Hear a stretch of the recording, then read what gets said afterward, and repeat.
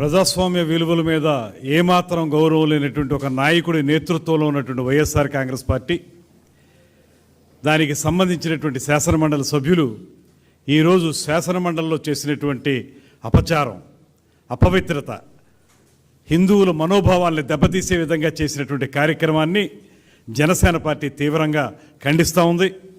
ముఖ్యంగా కలియుగ ప్రత్యక్ష దైవంగా మనం కొలుచుకునేటువంటి వెంకటేశ్వర స్వామి యొక్క చిత్రపటాన్ని పట్టుకుని కాళ్ళకి చెప్పులు వేసుకుని ఆ చిత్రపటాన్ని ఒక ప్లకార్డ్లా వాడుతూ సభలోకి తీసుకురావడం అనేదే చాలా పెద్ద అపచారం. అంటే దీనికి వైఎస్ జగన్మోహన్ రెడ్డి గారి యొక్క డైరెక్షన్తో నడిచారనేటువంటిది స్పష్టంగా కనపడతా ఉంది. వారందరూ వచ్చి సభలో ప్లకార్డులు ప్రదర్శించినట్లుగా వెంకటేశ్వర స్వామి చిత్రపటాన్ని ప్రదర్శించి ఆ హడావిడి అయిపోయిన తర్వాత తిరిగి వెళుతూ చాలా నిర్లక్ష్యంగా టేబుల్ మీదకి ప్లకార్డులతో పాటు ఆ చిత్రపటాన్ని కూడా విసిరేసినటువంటి సంఘటన కూడా మనం చూస్తాం. అటువంటి దుర్మార్గకరమైనటువంటి విధానాన్ని తీవ్రంగా ఖండిస్తున్నాం.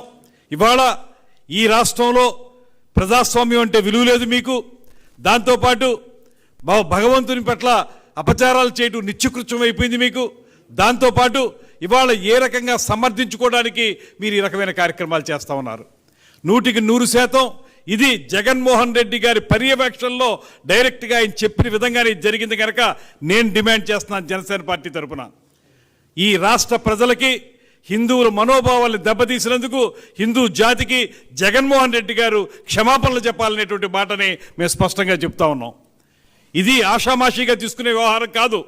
ప్రతిసారి మీకు పరమత సహనం ఉన్నటువంటి ఈ దేశంలో పరమత సహనాన్ని పాటించేటువంటి వ్యక్తుల మీద ఈ రకమైనటువంటి కార్యక్రమాలను చేపట్టడం, మీకు పరమత సహనం లేదనేటువంటి మాట స్పష్టంగా అర్థమవుతూ ఉంది.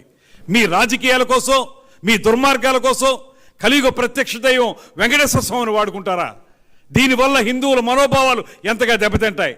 ప్లకార్డులు పట్టుకురావడమే తప్పు అనేటువంటి సాంప్రదాయం ఉన్నటువంటి ఈ శాసనసభలో కానీ శాసన మండలిలో కానీ సాక్షాత్తు వెంకటేశ్వర స్వామి చిత్రపటాన్ని తీసుకొచ్చి నిర్లక్ష్యంగా విసిరేసి బూట్లతో వచ్చి అపచారం చేసినటువంటి మీ దుర్మార్గాన్ని మాత్రం ఇవాళ రాష్ట్ర ప్రజలందరూ గమనిస్తూ ఉన్నారు.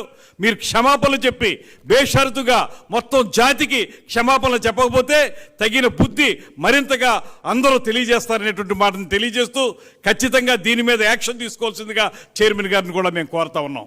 ఇది ఆషామాషిగా వదలొద్దు.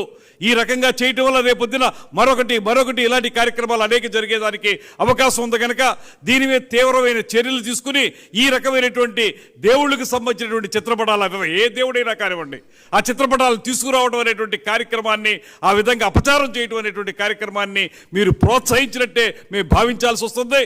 దీని మీద వెంటనే చర్యలు తీసుకోవాల్సిందిగా కోరుతూ వాళ్ళు క్షమాపణలు చెప్పే వరకు మాత్రం ఎవరో కూడా శాంతించరనేటువంటి మాటను తెలియజేస్తున్నాను.